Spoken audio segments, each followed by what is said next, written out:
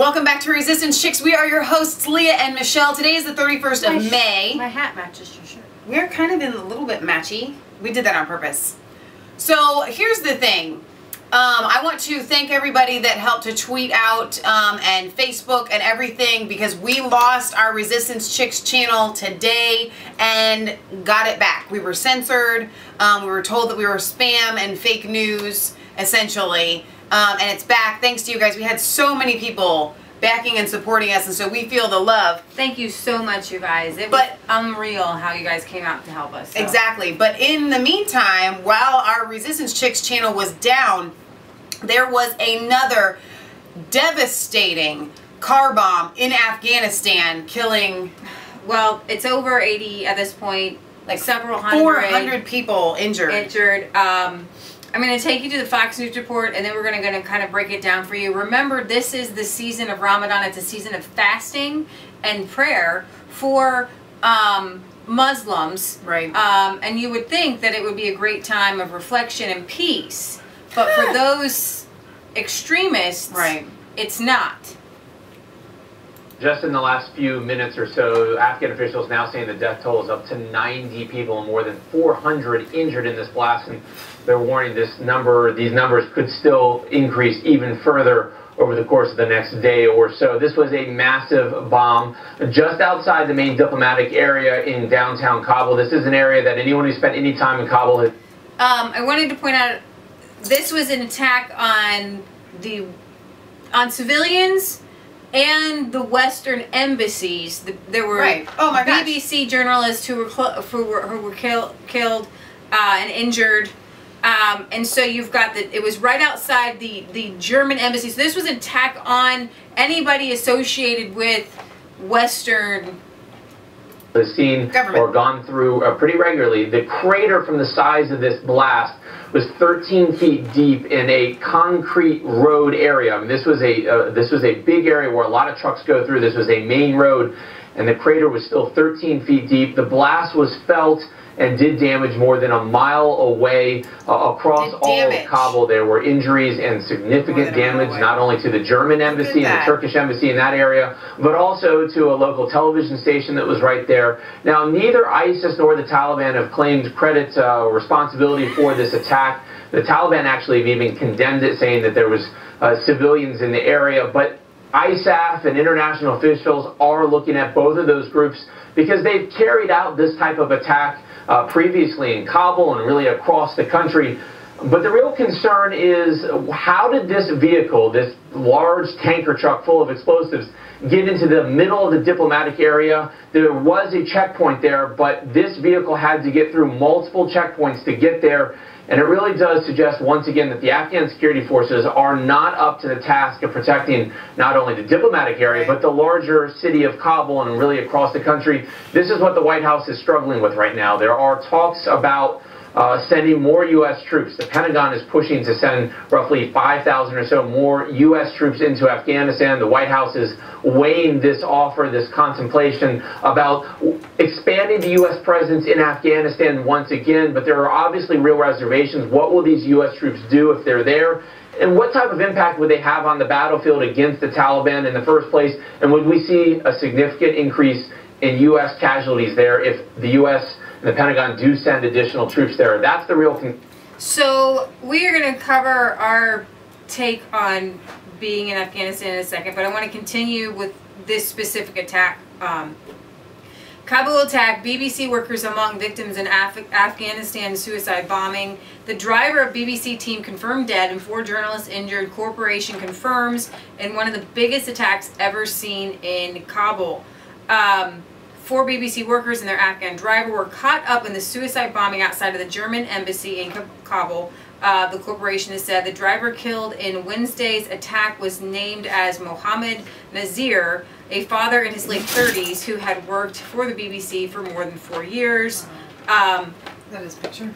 Yeah, here's his picture. Wow. And there's some pictures here of, I know you probably can't see it because the thing here on the top, but the Taliban has denied responsibility for the deadly car bombing, truck bombing, You can see people carrying people. I mean, this was huge. Just absolutely.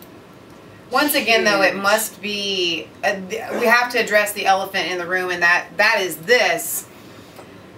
Unfortunately, in the Western world, we have prejudices. And when it happens to London, and when it happens to even Russia, when it happens to all of these places, we feel it a lot more than when it happens in the Middle East. We just kind of gloss over it. But just take a minute and transfer those numbers of 90 dead and 400 injured to, let's say, the Manchester bombing. Right.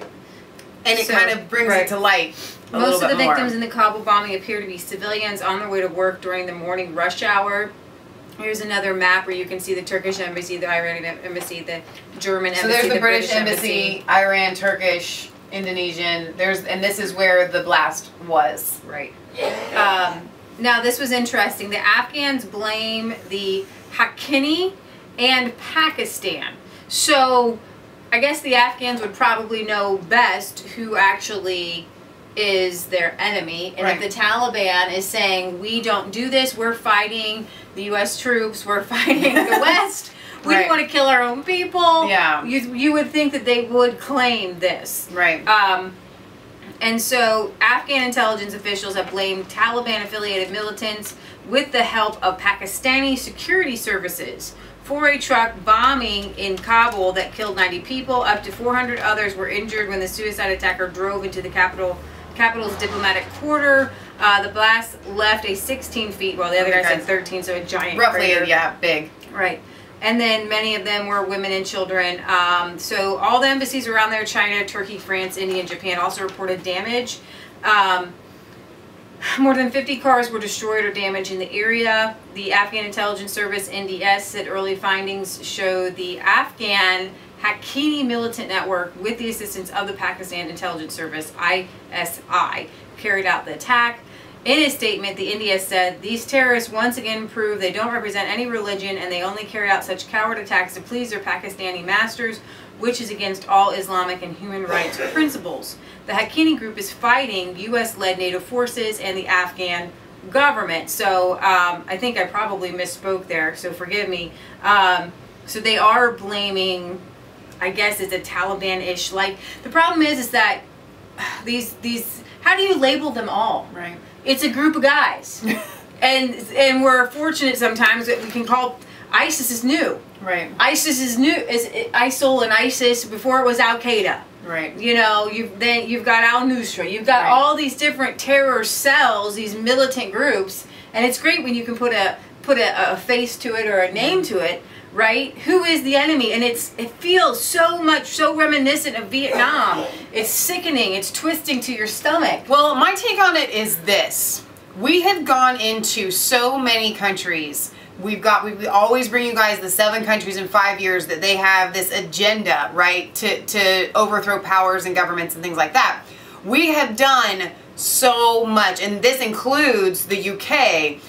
The UK and the United States, we have done so much damage in the Middle East. Countries. So regardless of Muslim, Islam, whatever, this is terror because of things that the United States and the UK and other Western countries have done in the Middle East, creating civil unrest. And actually, we are funding the very things that help cause these attacks. Right. I mean, here's the thing. Where do you think they're getting their money from? From the poppy and the opium, and then it comes in. We talk about this all the time. We're going to keep talking about it. It comes into the United States, and our young people get, shoot up the heroin. And before we went in,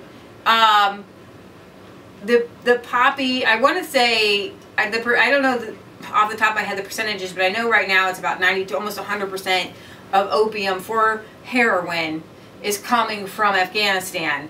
And we facilitated, our governments facilitated. And there are multiple reasons for it. When you look at the corruption in Afghanistan, primary. Who was the guy? Dog Company. We did a segment on him. Look up his book. He's a U.S. soldier who the corruption that went on in the American military, how he wasn't able to do his job, and then he was the one who got kicked out. Look at the Bocce Boys, our Bocce Boys video, Google that, and you'll see that our soldiers go over there, and these Afghanistan soldiers, they take on these boy lovers, whatever. Little boys, it's an Afghan, and they dress them up as little girls. People say it's not a Muslim thing, that it's an Afghan thing. That's fine. And our soldiers are told that they have to look the other way and allow this child molestation and prostitution. So we haven't done anything good at all in Afghanistan, and like we've been there 16 years, and so when something like this happens, it's awful, and blood is on our hands. Yeah, and it's kind of like, we've got to get out of policing the world. We've got to get out. We're going to take you to our next segment. It's all about policing the world. Pretty much all of this is our next segment is about George Soros. The guy just said, now we're talking about sending in 5,000 more troops. Now, this is the way Michelle's conspiracy theory mind does work, because if we focus on conspiracy theories, I have no problem throwing what's going on in my mind out to you. I have to tell you, I do not put it beyond the elites, beyond the New World Order, to create something like this. There's nobody that's really exactly taking credit for this just yet. And even if there was, I would still have this theory. If we're wanting to send in even more troops after something like this, then I have to question who is actually behind it. Okay? There are people in the West that are evil enough to do something like this just to perpetuate a war, and us sending our troops over there. They have to have reason. All wars are bankers' wars, and wars equal money, and they have to have reasons to continue them, right? War with Russia didn't work out so well yet. All right, they haven't created that yet. They were trying. So they have to continue these wars everywhere. They're all over the world. What they need, that they've had to come up with weak-minded people. Yes. Because we have the internet now, and we have reporting now that we can do self-reporting. And so they have, the elites, in my opinion, have, like the blue whale guy in Russia, in Russia, they send out feelers. There's millions of Muslims. And those Muslims are not all going to be terror bombers, okay? No. Okay, so the numbers go down and down and down, and they encourage the strict Wahhabism in Saudi Arabia. Right. They encouraged the Iranian Revolution in 1979, which took women from being able to wear their hair down, and they look like American women. They could go to the beach and wear bikinis. I don't even wear a bikini. Right. They went from like a westernized Iran, and then they have to be completely covered head to toe, to an Islamic ideology, right? So when we talk about Islam and we talk about Muslims, here's the thing, we see both, we see this, we see it why. We see why they take people and they control the weak-minded. It takes a weak-minded person to be a suicide bomber. Right. It takes a broken, mentally unstable person, mentally ill person to become a suicide bomber. And so they go after the young people. They go out and they instill them with these crazy ideas that, you know, you're going to have these virgins and you're going to do this, you're going to do that, and then they force them to do it. You know, then they promise, oh, take care of your family and we'll do this and we'll do that. And it's total brainwashing. And George Soros and the elites, there's a whole group, Bilderberg groups are actually meeting right now on the trouble of Russia. They're going to meet together. We're going to talk about that for a second. On the Russia problem. You're the problem. You are the world's problem. Because right now, we would be fine without y'all.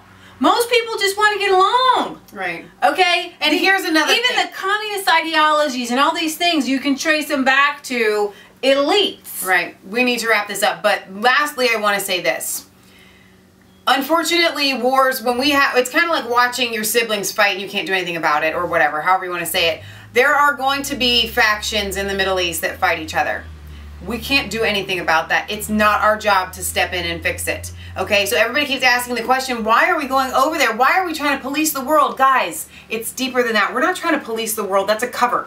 Okay? We want They all want war. That's the whole point. They just want oil and war and money. And that is what it's all about. It's not about us trying to fix any problems. Please because Google. if it was, the problems would be fixed. Because the United States really is good at fixing problems. Why aren't we fixing them? Because that's not the goal. We can't fix the problems in the Middle East because Google the different sects of Islam and they don't like each other. Because the United States is very, very powerful. If we wanted to go into the Middle East and actually accomplish something, maybe not squash it out completely, but make it so that events like this hardly ever happen, we could do that. Well, this is we're over there. We've spent 16 years and gotten nothing done. No, not because we can't, but because that's not the goal. Since the beginning of Islam, Muslims have been fighting each other. I know. You're always going to have Muslims fighting each other. You're actually always going to have war between Muslim countries. Yes. But you're not going to have suicide bombers in Western.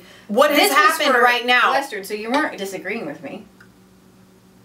Okay. Well, I'm not trying to say that I'm disagreeing with you, but what I'm saying is, yes, they're always going to be fighting each other. But what is happening with this massive, even their little fights, their little fights have turned into huge fights because of us. And so if we were trying to make it so that their little fights were still little again, we would be able to accomplish that. And we haven't been able to do it, but that's only because that wasn't the goal. That's what I was trying to say. Well, all I know is that when I Google and I start to look up the different sects of Islam, they've been fighting each other since Muhammad died. Right. They've been fighting each other, and they're going to keep fighting each other because they have different ideologies. And yes. they I'm not disagreeing with you on that at all. Right, so I'm just saying that there's going to be wars and fights in the Middle East. There will never be peace in the Middle East. There won't be. Right. There just won't be peace. But this kind of thing we could squash out, and we're choosing not to. We perpetuate the Syria, Gaddafi. We fan the flame, essentially. There's going to be these sparks, right? There's going to be these little wildfires here and there. This has turned into an inferno, and we keep throwing coal on the fire in the name of, well, we're trying to put it out. I think maybe what you're saying is, when you look at the states like we talked about, Iraq and Iran, Iran was in kind of a secular mindset. Iraq was more secular than it is now. Syria was a secular state. Turkey was actually a secular state. Now it's becoming more Islamic. Thanks to Erdogan. They want to become an Islamic state. And so whenever you have these totalitarian leaders who rule by the sword, and then they back it up by saying, you know, this is also our religion, and you have to do it, you have to follow the laws, or you're going to go to hell, not just being punished by the government, then it gets tricky. It does get tricky. And so... All right, so, I mean, you guys can form your own opinion, but we want to hear from you and what that opinion is in the comments. So we're going to round off this segment for now. Don't forget to like, comment, and subscribe to Mass Faith 3 and Resistance Chicks. Ring the bell for notifications. Find us on Facebook. Follow us on Twitter. We love you. God loves you. And God bless. Lastly, we're going to be going to the Red Pill Expo June 23rd and 24th. It's in Bozeman, Montana, and we want to see you guys there. All right, we love you.